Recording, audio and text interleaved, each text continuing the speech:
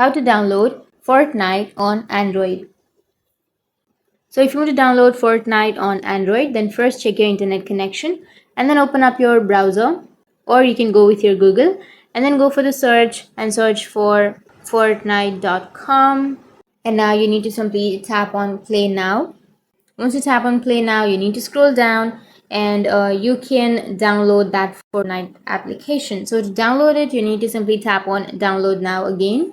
So here it will give you the steps on how you can download the application.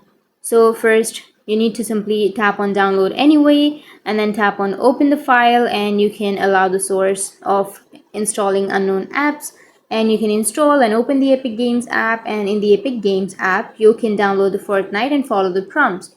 So you just need to open the Epic Games first. So once you tap on download, here you will have this kind of interface where you can tap on download anyway, and then your downloading will be started. You can simply go for details, which is on the upper side, and it might take some time to download that Epic Games APK.